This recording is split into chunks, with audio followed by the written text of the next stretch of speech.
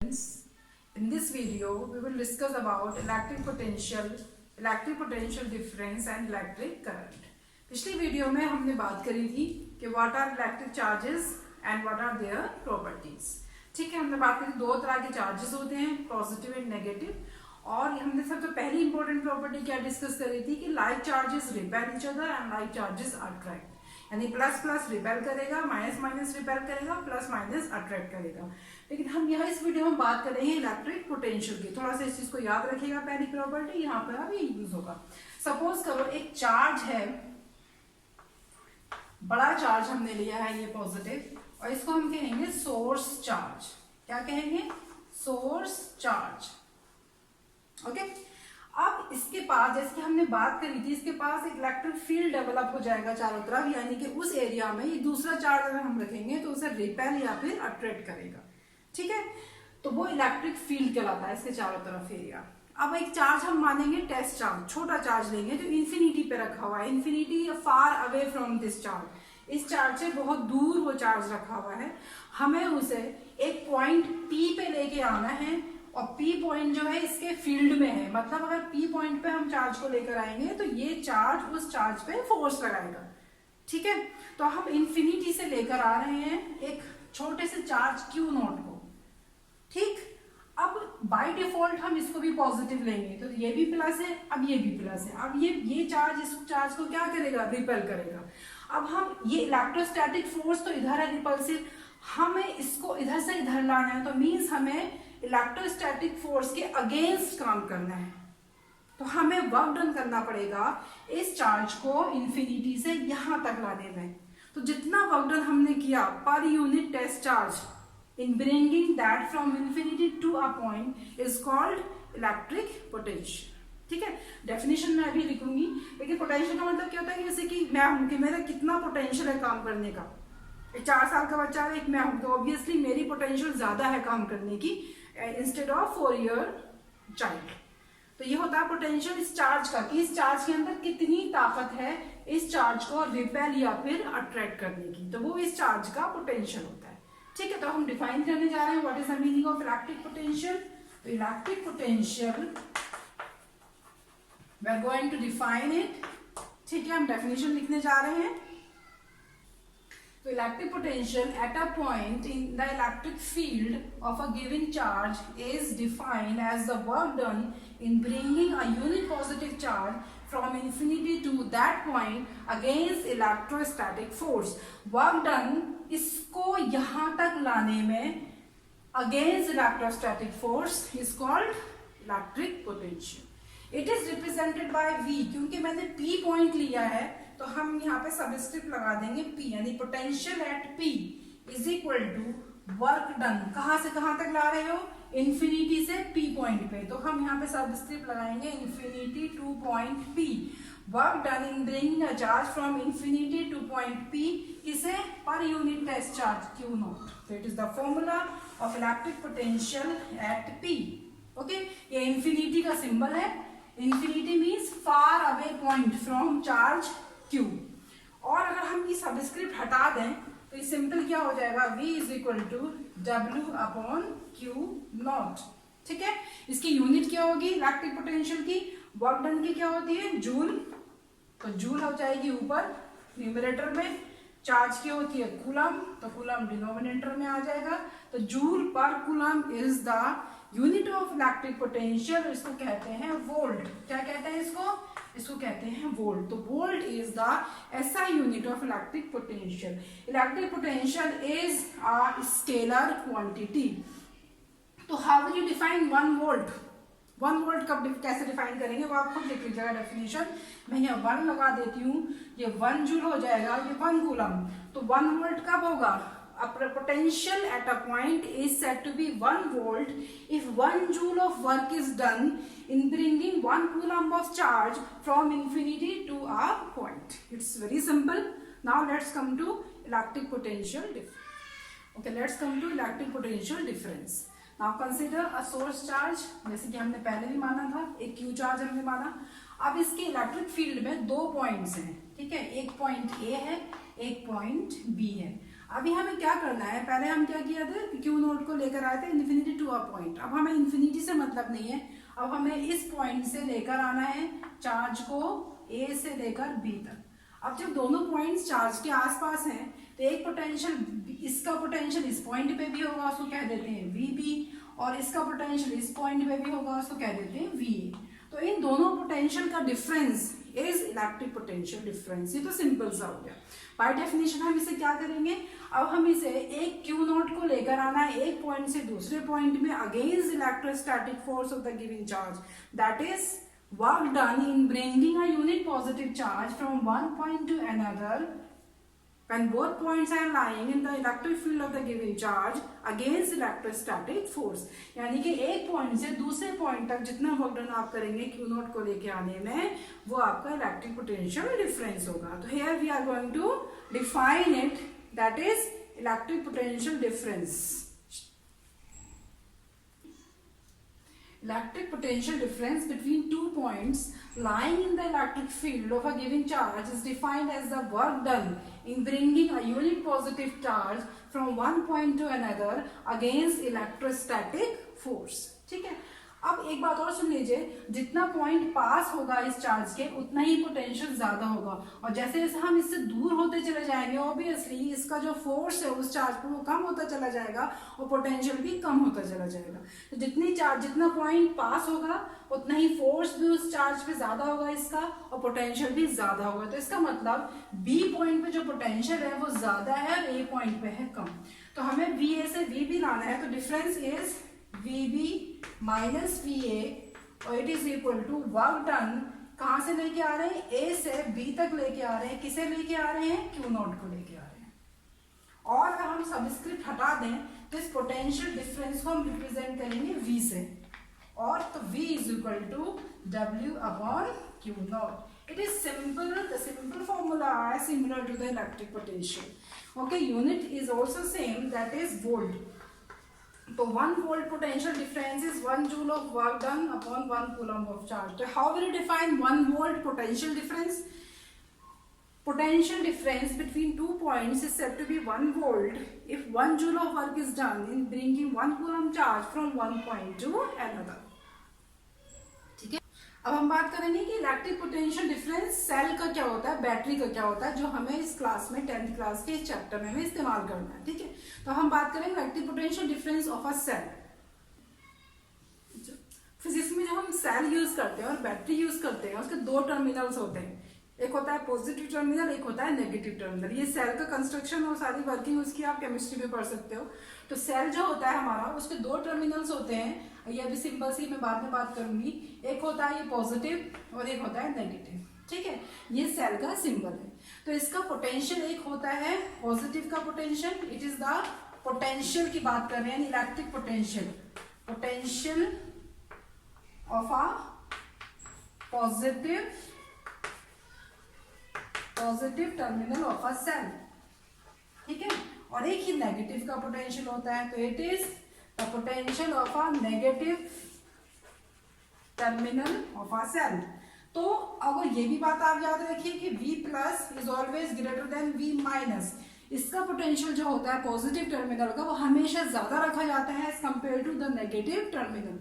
Almost हमारे घरों में आती है पोटेंशियल डिफरेंस 220 वोल्ट जो इंडिया में आती है, तो सारा का सारा वोल्ट ऑलमोस्ट पॉजिटिव टर्मिनल का होता है और नेगेटिव टर्मिनल को 0 पे रखा जाता है जनरली। ठीक है, तो इसका जो डिफरेंस होगा V plus minus V minus, यानी इसका पोटेंशियल माइनस इसका potential, that is the potential difference of a cell और अ बैटरी जो हमारे घरों में आता है, और इसको हम वोल्टेज भी कहते हैं। ठीक है, बात समझ में आ गई। दोनों टर्मिनल्स के पोटेंशियल्स के डिफरेंस को हम potential difference of a cell और अ बैटरी और वोल्टेज इसको बोलते हैं। तो higher potential to lower potential जो चार्ज इन जनरल होते हैं वो हायर टू लोअर खुद फ्लो करेंगे, लेकिन लोअर टू हायर हमें वर्क डन करना पड़ेगा। जैसे इस बात से ये समझो कि ये एक बाल्टी है, ठीक है, इसमें पानी का लेवल जो यहाँ तक है और एक पाइप हमने यहाँ से कनेक्ट कर रखा है और एक दूसरी बकेट हमने ली है जिसका वाटर लेवल इससे कम है, यहाँ तक है इसमें वाटर। अब क्या होगा जब हम इसे कनेक्ट करेंगे तो water automatically will flow from higher level to lower level. खुद फ्लो होता जाएगा यहाँ से।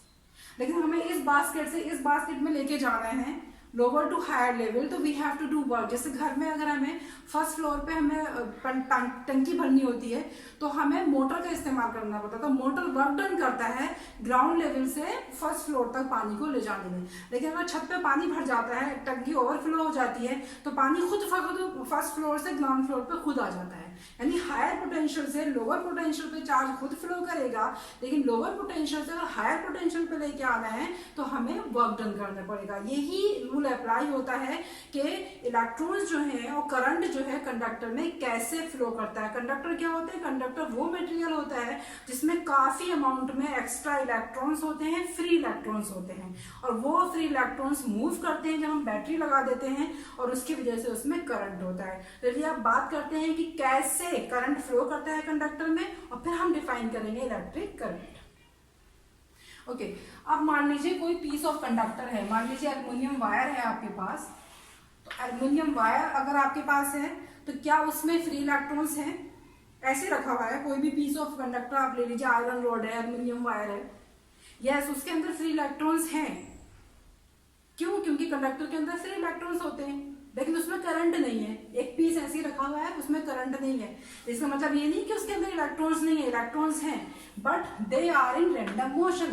कोई इधर जा रहा है, कोई इधर मूव कर रहा है, कोई इधर मूव कर रहा है, and may be this electron is moving here here and there. तो electrons are in random motion, means they are moving in different directions with different velocity. तो रूम टेम्परेचर पे एक पीस ऑफ कंडक्टर में electrons होते हैं, लेकिन वो अलग अलग डायरेक्शन में मूव कर रहे होते हैं, तो उसकी वजह से इसमें करंट नहीं होता है। ठीक है, अब क्या होगा अगर हम इस पीस को कनेक्ट कर देंगे बैटरी से या पोटेंशियल डिफरेंस से। थोड़ा गौर से सुनिए, देखिए इसको क्या होगा। इसको मैंने कनेक्ट कर दिया पॉजिटिव टर्मिनल से, और इस एंड को कनेक्ट कर दिया मैंने नेगेटिव टर्मिनल से। अब पूरा गौर से सुनिएगा, तो होगा क्या, ये एंड नेगेटिव हो जाएगा ये वाला, और ये एंड हो जाएगा पॉजिटिव। इसके अंदर क्या है, ये वाले इलेक्ट्रॉन्स। अब देखो इलेक्ट्रॉन पे चार्ज क्या होता है, नेगेटिव। तो अब नेगेटिव टर्मिनल उन इलेक्ट्रॉन को क्या करेगा, रिपेल, धक्का देगा अपने से दूर, और ये है पॉजिटिव, ये क्या करेगा, उन इलेक्ट्रॉन्स को अट्रैक्ट करेगा, यानी अपनी तरफ खींचेगा। तो इस एंड से इलेक्ट्रॉन को धक्का दिया जाएगा, और इस एंड से इलेक्ट्रॉन्स को इलेक्ट्रॉन्स जो है अब नेगेटिव से पॉजिटिव की तरफ अट्रैक्ट हो जाएंगे। ठीक है, तो जो फ्लो होगा इनका आप देखिए डायग्राम में दिखाया जा रहा है, electrons will move like this, negative and इनको रिपेल करेगा, पॉजिटिव एंड इनको अट्रैक्ट करेगा। उसी तरीके से ये जो है इलेक्ट्रॉन्स ऐसे मूव करते रहेंगे। ठीक है, तो this is the direction of motion of the electrons. Okay, तो इलेक्ट्रॉन्स नेगेटिव से पॉजिटिव की तरफ जाएंगे, तो ये हो जाएगा आपका मोशन ऑफ इलेक्ट्रॉन्स। ठीक, अब जब देखा गया कि इसमें जब ये इलेक्ट्रॉन बैटरी हमने लगाई जिसका सेल जिसका पोटेंशियल डिफरेंस V था, तो इसने वर्क डन किया, क्योंकि नेगेटिव का कम पोटेंशियल है, प्लस का ज्यादा है, तो ये नेगेटिव कम था, ये पॉजिटिव ज्यादा था, तो इसने नेगेटिव से कम पोटेंशियल से ज्यादा पोटेंशियल की तरफ इलेक्ट्रॉन्स को भेजा। इसका मतलब बैटरी ने, सेल ने वर्क डन किया। तो जितना इसने वर्क डन किया इसको मूव करने में, तो इसकी केमिकल एनर्जी खर्च हुई सेल की और बैटरी की, और वो केमिकल एनर्जी इसने मूव कराने में खर्च करी, वो केमिकल एनर्जी इसके अंदर एज इलेक्ट्रिकल एनर्जी की फॉर्म में नजर आई, और उसकी वजह से इसके अंदर हमें पता चला करंट, हमें मिला करंट। तो करंट कब मिलेगा, जब हमने बैटरी लगाई या सेल लगाया और उसने वर्क डन किया इलेक्ट्रॉन्स को मूव कराने में। तो जब तक कि इलेक्ट्रॉन्स एक डायरेक्शन में मूव नहीं करेंगे तब तक उसमें करंट नहीं होगा, और जब आप बैटरी हटा दोगे, सेल हटा दोगे, तो ये बैटरी इस पे कोई फोर्स नहीं लगाएगी, ना नेगेटिव इस पे रिपेल करेगा, ना पॉजिटिव अट्रैक्ट करेगा, और इलेक्ट्रॉन्स अपनी मर्जी से इधर उधर मूव करेंगे। जब इधर उधर मूव करेंगे तो यही कंडीशन आ जाएगी, और इसमें कोई करंट फ्लो नहीं करेगा। ठीक है, तो करंट किसकी वजह से होता है, करंट होता है सेल, और जब बैटरी आप लगाओगे तो बैटरी और सेल वर्क डन करती है, फोर्स लगाती है इलेक्ट्रॉन्स को मूव कराने में from one end to another end, तब उसमें करंट होता है। तो करंट आप कैसे डिफाइन करोगे, इलेक्ट्रिक करंट, और यहाँ से आपके पास आएगी इलेक्ट्रिक करंट की definition. It is defined as the flow of charges. ठीक है, और कंडक्टर के केस में, सॉलिड कंडक्टर के केस में चार्जेस कौन से हैं, इलेक्ट्रॉन्स।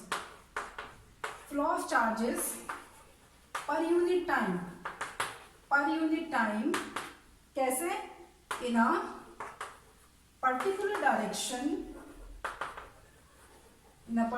डायरेक्शन, किसके अंदर फ्लो कर रहे हैं, इन अ कंडक्टर। तो यह आपका कहलाता है इलेक्ट्रिक करंट, यानी करंट, हम सब करंट को कह सकते हैं इलेक्ट्रिक करंट। तो ये चार्ज फ्लो कर रहा है क्या, पर यूनिट टाइम, तो charge upon time. Electric current को हम रिप्रेजेंट करते हैं कैपिटल आई से, तो capital I is equal to, charge का हमने आपको पहले बता दिया था किससे रिप्रेजेंट करेंगे, स्मॉल क्यू से, और टाइम को टी से। तो ये करंट का फॉर्मूला आपके पास बना, current is equal to charge upon time. इसके लिए चार्ज का एक बात हमने पहले क्वांटाइजेशन में बताई थी, Q किसके बराबर होता है, Q होता है NE के बराबर। तो फॉर्मूला दूसरा क्या बन जाएगा, NE अपॉन T। तो this is the formula of electric current flowing through a conductor. अब बात करते हैं कि इलेक्ट्रिक करंट की डायरेक्शन क्या होती है। तो कन्वेंशनल डायरेक्शन दी जाती है करंट की from positive to negative end, plus से लेकर किधर फ्लो हो रहा है करंट, ऐसे जा रहा है, this is the direction of current. तो करंट जाता है कन्वेंशनल, यानी शुरुआत में ले ली कि पॉजिटिव का पोटेंशियल ज्यादा था, नेगेटिव का कम, तो let's take the direction of current from positive to negative. लेकिन इलेक्ट्रॉन्स कैसे कैसे फ्लो करते हैं, फ्रॉम नेगेटिव टू पॉजिटिव। तो करंट की डायरेक्शन आपकी फ्लो ऑफ इलेक्ट्रॉन से अपोजिट होती है। तो करंट प्लस टू माइनस जाता है, लेती है डायरेक्शन, हमने करंट की डायरेक्शन दी है प्लस टू माइनस, तबकि इलेक्ट्रॉन्स मूव करते हैं from negative to positive end. ठीक है, अब हम यूनिट डिस्कस करेंगे इलेक्ट्रिक करंट की। तो let's come to the SI unit of electric current. तो I इज इक्वल टू क्या है आपके सामने, Q अपॉन T। तो Q की यूनिट क्या होती है, चार्ज की यूनिट होती है कूलम, और टाइम की होती है सेकेंड। तो कूलम पर सेकेंड यानी C upon S, coulomb per second is the SI unit of electric current, और इसको एक साइंटिस्ट के नाम पे रखा गया है, उसे कहते हैं एम्पियर। तो ampere is equal to coulomb per second. Okay, ampere का सिंबल है A, कूलम का तो C आपको पता ही है, सेकेंड का माइनस है। तो ampere is the SI unit of electric current. How will you define 1 ampere current? तो 1 एम्पियर करंट की डेफिनेशन आप आसानी यहां से लिख सकते हो।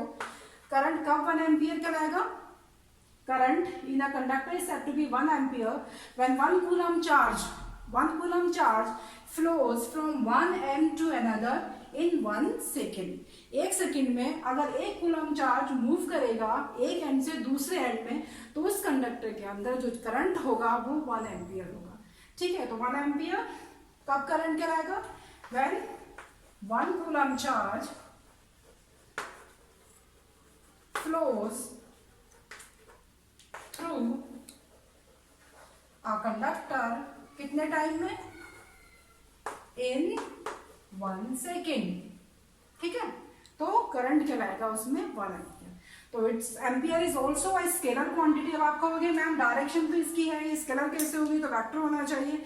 लेकिन ये स्केलर इसलिए है कि वेक्टर की शर्त ये होती है कि वो कुछ लॉज ओबे करे जो वेक्टर के लिए बने हैं, लेकिन वो लॉज जो हैं वो करंट ओबे नहीं करता है। करंट की डायरेक्शन होती है, मैग्नीट्यूड होता है, but it does not obey the laws which are framed for vector quantities. तो जो वेक्टर क्वांटिटीज के लॉज हैं वो करंट पे ओबे नहीं होते। करंट को हम सिंपली एल्जेब्रिकली ऐड करते हैं, और जो चीज़ एल्जेब्रिकली ऐड हो जाती है वो स्केलर क्वांटिटीज होती हैं। तो इसीलिए current is a scalar quantity, though it has a direction but it does not obey the vector laws of addition. तो hope you enjoy the video. Till next video, take care. Bye.